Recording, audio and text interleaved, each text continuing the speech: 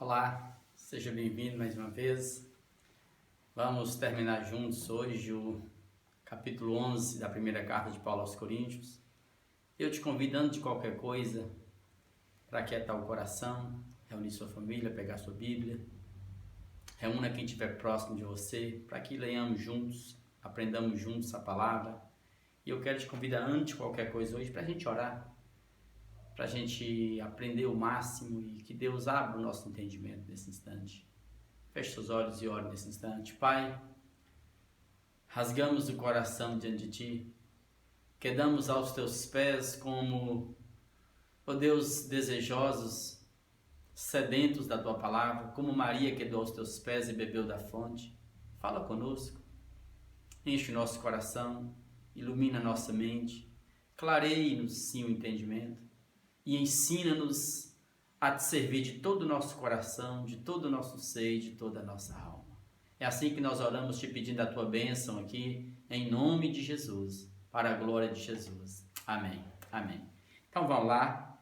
Enquanto isso, você que está chegando, se inscreva aí no nosso canal e participe o máximo que puder, né? Comente e vamos crescer juntos. Paulo diz assim aos Coríntios: nisto que, porém, que vos prescrevo, que escreve com antecedência, não vos louvo, porquanto vos ajuntais não para melhor, e sim para pior. Então Paulo agora está fazendo uma crítica a eles em função de que eles estavam fazendo da reunião deles, a ceia deles, a Eucaristia, a ceia do Senhor, a Páscoa, né? Um momento de dor para eles, de mais decadência espiritual para eles, de mais morte na alma deles. E Paulo vai explicar aqui agora, quer ver? Porque antes de tudo estou informado haver divisões entre vós quando vos reunis na igreja, como igreja está dizendo, seja lá na rua principal, no armazém que descia para o porto, ou como alguns dizem, né, numa loja no centro da cidade de Corinto.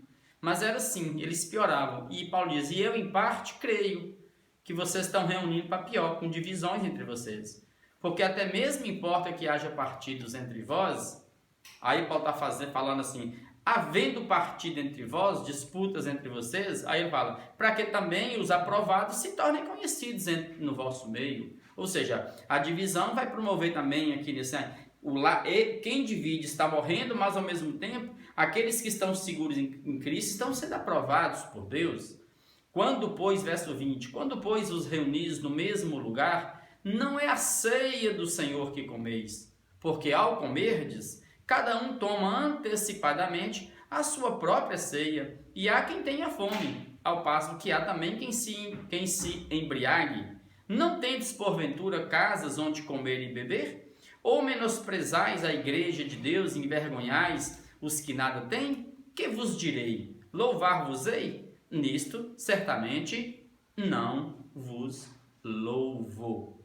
O verso 33, assim pois, irmãos meus, quando vos reunis para comer, esperai uns pelos outros. Amados, todo mundo sabe que a ceia, a Eucaristia, o Haggadah, que Paulo traduz do hebraico para cá, que é uma espécie de uma pregação dramatizada, né, usando símbolos e palavras, isso é arrancado de dentro da linha judaica, da Páscoa judaica, quando eles celebravam isso, né, o tempo todo, desde lá da saída do Egito, até os dias recentes, só que foram ganhando formatos diferentes. Aqui nessa época do segundo templo, o templo de Herodes, Jerusalém tinha um pouco mais de 50 mil habitantes, mas Jerusalém era toda preparada para essa Páscoa judaica. Vinha gente de todos os cantos da cidade. Principalmente os judeus dispersos da diáspora, eles vinham. Ou seja, a cidade toda era limpa e preparada. Então grava bem. Os historiadores dizem que numa festa da Páscoa dessa aqui, morriam em média 265 mil animais. Se cada animal era comido por 10, no mínimo 10 pessoas, então nada, nessas festas tinham de 2 milhões e 600 mil a quase 3 milhões de pessoas que ficavam hospedados nas cidades vizinhas, nos arredores da cidade, dentro da cidade, tudo hospedado. O templo era aberto. Os 24 turnos de sacerdotes funcionavam nessas festas. Ou seja, 24 turnos, cada turno tinha 700 sacerdotes. Para se apresentar dentro do templo, no pátio do templo, era de 30 em 30. Fazia todo o ritual que tinha que ser feito, sacrificava o que tinha que ser sacrificado, tá certo? Cantava os cânticos, cantava tudo. A parte que era deles, eles saíam esses 30, entravam novos 30 e eles iam comer isso em casa. Tinha um duto de água no meio do templo que limpava tudo. E quando se sujava muito de tudo, eles fechavam os dutos e deixavam a água encher o pátio do templo e depois lavava e jogava tudo fora de novo. É por isso que os romanos zombavam dos judeus, tamanho era o fedor que tinha na cidade. E é por isso que os sacerdotes tinham tantas doenças de estômago, porque ficavam descalços nesses templos em água, úmidos. Não era uma coisa bonita de se ver. Tinha um simbolismo? Tinha. Mas o cenário, aí vocês vão entender a importância de Jesus. E em casa, essa parte da oferta, eles levavam para casa e festejavam em casa. Reuniam a família, faziam o mesmo rito. Um desses ritos, né, na terceira taça de vinho que eles tomavam, era em dedicação a Elias. Eles iam lá abrir a porta como se Elias entrasse. E tinha toda uma expressão de cânticos que se cantavam ali. Era uma história enraizada que tinha. Ou seja, então, o judeu é assim por natureza. E Jesus veio e cumpriu o papel desse cordeiro macho de 1 ano que morria na Páscoa. O sangue de Jesus, a carne de Jesus foi lacerada. E Jesus, ele faz essa expressão. Ele é quem institui a ceia. Antes dele morrer, ele pega o pão, ele faz um cenário desse, no cenário, a mesa, ele, os 12, cumpriu-se. Ou seja, o mínimo de pessoas era 10, o máximo era 20 para um cordeiro. Jesus reúne com 13, ele mais 12. Está dentro do propósito. E você vai perceber que, possivelmente, a ceia, a mesa de Jesus, não tinha só o pão ázimo, sem fermento, né? E o vinho, não. Era uma mesa farta. A Páscoa não durava 10, 5 minutos, 20 minutos, como dura nos nossos tempos, não, hoje não. Não, era uma refeição, era uma ceia.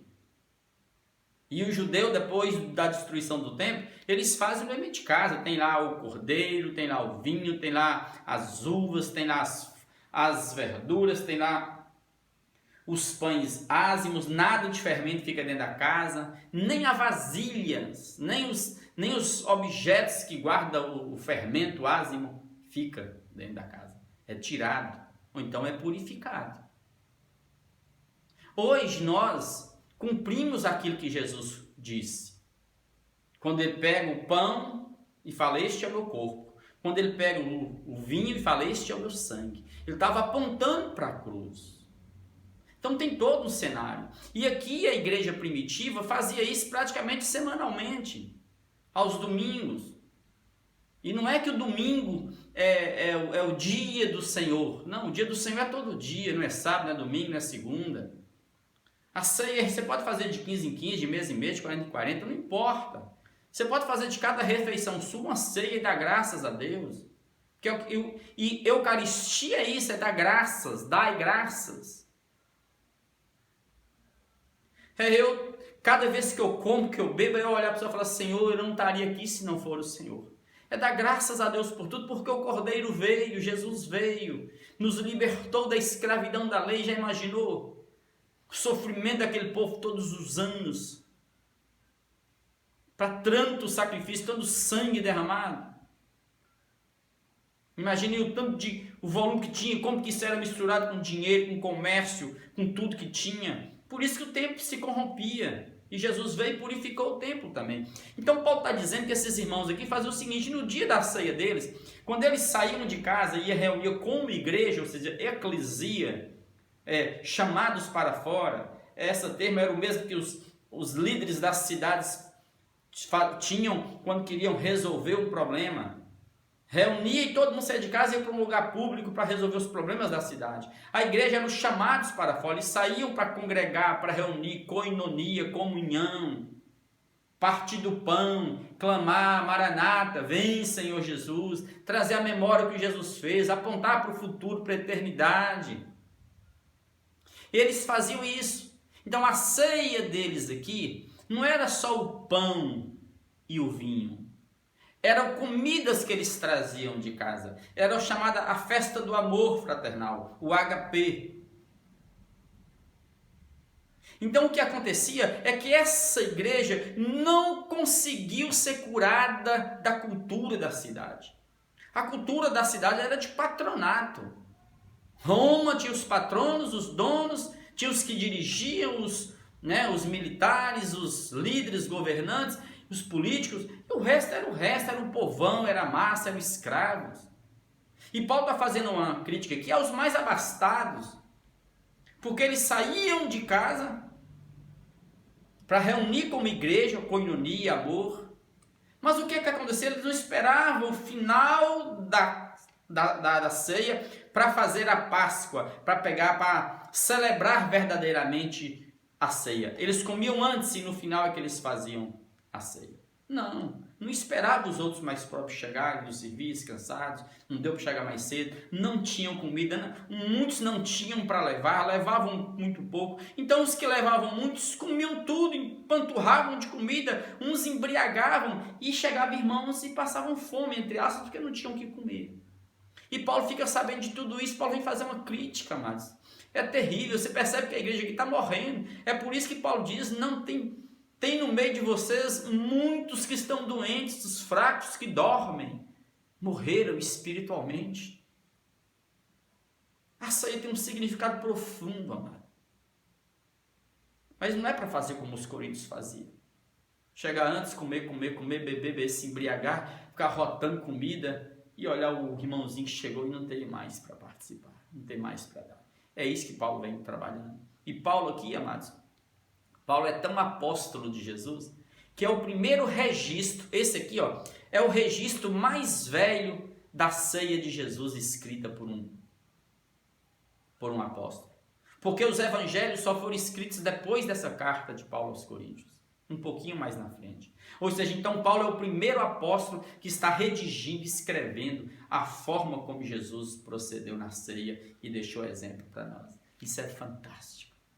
E eu queria que você ficasse atento e que você fosse curado nesse instante, para nós entendermos que eu não posso, amados, me ajuntar como igreja, com o povo de Deus, seja na casa, no armazém, na loja, seja no fundo do quintal, seja debaixo de uma árvore, como são nas tribos indígenas com os missionários, seja na beira, seja dentro das florestas, em turmas indígenas, seja dentro do mar, em um barco, onde for que você esteja celebrando a ceia.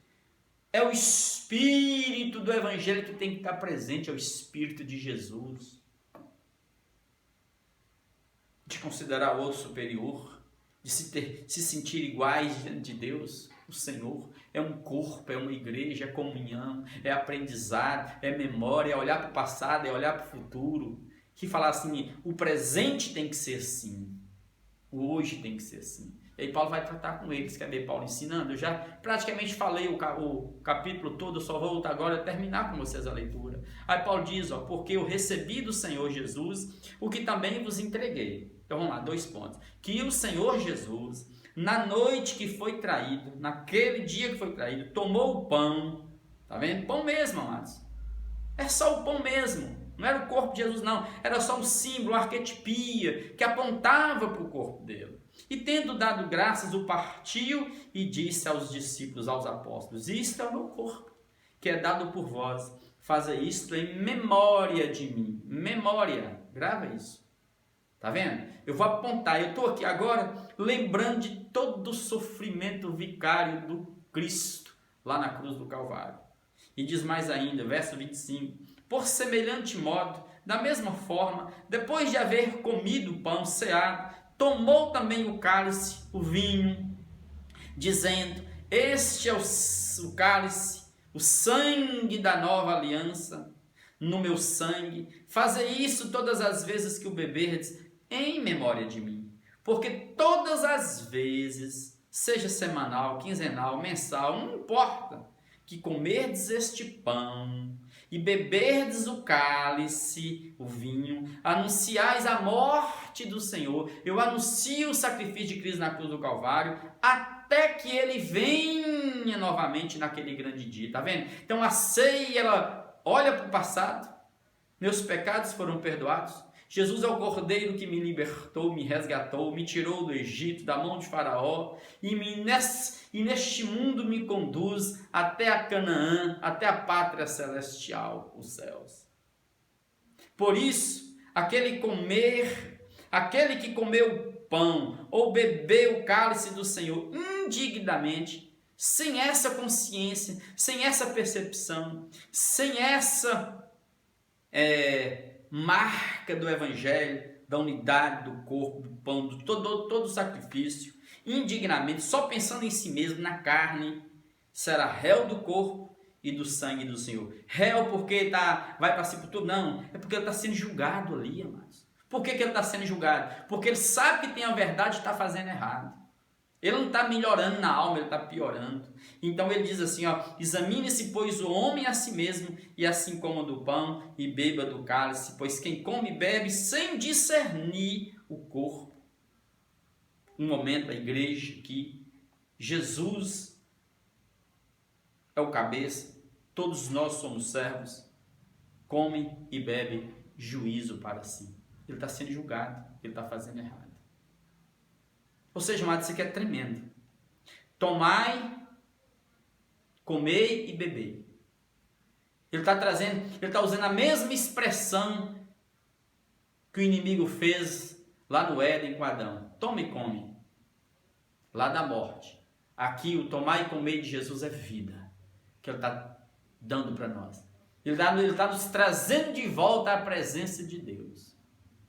Isso é um momento de um significado profundo, e que eu e você temos que fazer com serenidade, com discernimento, com sobriedade, com unidade, com pureza de alma, sem dividir, sem rachar. E aí Paulo está dando um exemplo e está dando uma exortação aos ricos daquela igreja, aos poucos que tinha, não eram muitos, viu? Que estavam brincando com o evangelho, trazendo a cultura da cidade para dentro da igreja e dividir a igreja. Não, na igreja não existe rico e pobre. Todos são iguais. Somos herdeiros do mesmo céu, somos filhos do mesmo Pai, do mesmo Senhor que é Jesus, e temos todos o mesmo Espírito, e cujo evangelho é o mesmo para todos. Então, por que se achar superior ao outro? Por conta da condição financeira, ou intelectual, ou racial. Não se sinta assim, por favor. Não faça isso, humilhe-se e cure. Aí Paulo vai e fala, examine-se o homem. Examinar aqui é fazer um check-up. É você fazer uma varredura dentro de você. É limpar você. É você ligar o antivírus seu e fazer a varredura. Tirar tudo que é morte dentro, que é inimigo aí dentro. E falar, não, eu posso participar. Então examinar é justamente para isso. É para que ninguém fique sem participar. É para que todos, inclusive o que está entre aspas em pecado, porque todo irmãozinho quando peca na ceia, ele fica quietinho num canto, você passa e fala assim, tomai e comei, tomai e comei, tomai e bebei, ele fala assim com o dedinho assim, hoje não, nem olha para você, ou seja, é gente que passou por um trauma no dia, um pecado, alguma coisa aconteceu, e ele se sente indigno de participar. Não, a ceia não é para você fazer isso, você está dando margem ao diabo, não importa o pecado. Examine-se, peça perdão e com alegria toma do pão e coma, toma do cálice e beba. E lembre de tudo e peça perdão e dê perdão. E celebre a vida, porque Páscoa é libertação. A ceia é nossa garantia de liberdade de entrada no céu. Aponta para a volta de Jesus. Faça isso em memória de mim, porque Jesus vai voltar. Paulo está usando o mesmo termo aqui que ele vai usar em outras cartas, Maranata. Vem, Senhor Jesus. No final da carta ele vai usar justamente isso. Maranata, vem, Senhor Jesus. Ou seja, está chegando a hora, amados. Então é isso que ele está dizendo. Aí Paulo completa no verso 30. Eis a razão, porque há entre vós muitos irmãos fracos E fraco aqui, você está entendendo o que é? Na carne, sem ainda o discernimento necessário. E doentes, adoeceram a alma, estavam matando o ser deles. E não poucos os que dormem, ou seja, já estavam dormindo aqui porque morreram, não foram para a sepultura, não. É porque estavam de fato praticamente sonolentos, sem compreender a luz, sem enxergar a luz de Jesus. Estavam mais dentro do mundo do que dentro do reino dos céus. É por isso que Paulo fala aos romanos: desperta tu que dormes. É como se ele dissesse assim para esses irmãos: ó, despertem vocês. Porque se nos julgássemos a nós mesmos, se eu julgasse a mim mesmo e olhasse para dentro de mim e falasse: ó, eu errei aqui, eu traí o irmão aqui, eu fiz isso, eu fiz aquilo. Se eu me examinasse e me julgasse, e eu mesmo falasse: Mazinho, você errou aqui, então ele está dizendo, não seríamos julgados. Sim, eu não estaria sendo julgado. A ceia não seria um juízo sobre mim. Eu não estaria traindo juízo sobre minha vida na ceia, piorando a minha existência. Eu estaria crescendo na graça e no conhecimento.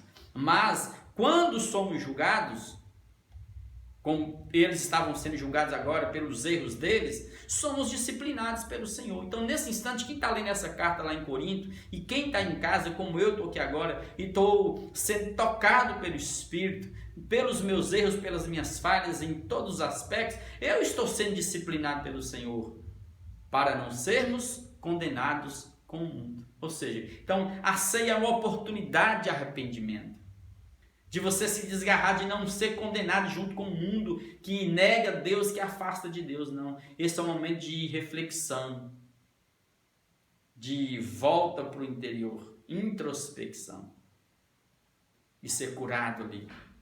Assim, pois, irmãos meus, quando vos reunis para comer na ceia de vocês, está vendo? Esperem uns pelos outros, esperem o mais fraco, todos chegarem, e juntos celebrem, cantem, louvem, aprendam. Depois vocês ceiam com todo o amor do coração, firmes um no outro, caminhando com o outro, porque somos uma família em Cristo, onde Jesus é o irmão mais velho. Se alguém tem fome, mas se alguém aí, para fazer crítica e ironia, se você está com fome, coma primeiro em casa, lanche em casa, janta em casa primeiro. Não vai lá para a igreja, para a reunião, para a eclesia, para a igreja assim, para a comunhão, para a coinonia, para encher a barriga, não. Lá é a refeição para celebrar. É congregação, é confraternização, é a festa do amor. Como em casa, a fim de não vos reunirdes para juízo, para piorar, para adoecer cada vez mais o seu ser. Quanto às demais coisas, Paulo está dizendo, eu as ordenarei quando for ter convosco. Tem outras coisas para tratar, mas eu trato com vocês os detalhes quando eu estiver presente. E eu queria que você agora aprendesse e crescesse. Eu queria que você nesse instante agradecesse a Deus, e mesmo você não estando aí agora com pão ou com cálice, quem sabe você tem aí agora o alimento perto de você, com sua família, celebre a Deus. Nesse instante que nós vamos orar, eu queria que você fizesse isso, agradecesse a Deus por tudo. Traga à sua memória o que Cristo fez na cruz, o sofrimento, o corpo dele lacerado, o sangue derramado. E olha, faça isso pensando na volta dele, quando estaremos junto com ele, ceando com ele novamente, como ele disse, participando com ele nas bodas do Cordeiro. Então, celebre a Deus essa ceia nesse instante com sua família, com você. Pai, obrigado, Pai. Cura-nos. Eu quero te pedir que o Senhor me visite e visite os teus filhos. Que o teu Espírito sonde as profundezas do nosso ser, os porões da nossa alma. Que o Senhor traga à luz tudo que está, Pai, em trevas, tudo que é maligno, que é perverso em nós. Oh Deus, que tudo que traz juízo sobre nós, condenação sobre nós, seja colocada à prova à luz nesse instante. Perdoa-me e perdoa os teus filhos. Cura-nos, perdoa-nos. E nós queremos liberar perdão para quem nos ofendeu, Pai. E nós queremos nesse instante trazer à memória, Deus, aquilo que Cristo fez, dizendo, tomai e comei, este é o meu corpo dado por vós na cruz, tomai e bebei este cálice que é o sangue da nova aliança, sangue do Cordeiro sem mácula, derramado antes de todos os tempos, manifestado na história. Faça isso em memória de mim, apontando para a segunda volta, quando Cristo vier novamente, e nós estaremos para sempre com Ele. Oh Deus, obrigado, Pai, por essa ceia, Pai. Obrigado, Pai, pelo teu povo que se reúne dia após dia. Oh Deus, e todas as manhãs, e todas as noites, todo instante, em cada pão, cada gesto, cada alimento, nós damos graças ao Senhor. Obrigado, Pai, porque a ceia é uma das maiores pregações que tem. Porque antes de ser falada com símbolos, oh Deus, aquilo é uma dramatização da peça teatral mais importante do universo. Real, viva, escrita, Pai, pelo Senhor ali na cruz do Calvário. Ministra sobre nós agora o teu poder. Cura os feridos nesse instante, os abatidos, os doentes. Pai, que o teu sangue seja sobre cada um dos teus filhos. Que o Senhor levante a alma abatida, o espírito enfraquecido, a carne que está doente, morta. Levanta, Senhor, toca essa pessoa, cura de toda enfermidade, de todo ódio, mágoa, todo rancor, toda murmuração. Levanta os teus filhos, para que cada ceia nossa seja ceia do amor, da congregação, da coinonia, e que aponta, Pai, para a eternidade. Obrigado, Senhor, por este momento. Fala conosco, fica conosco e guarda-nos no amor do Senhor.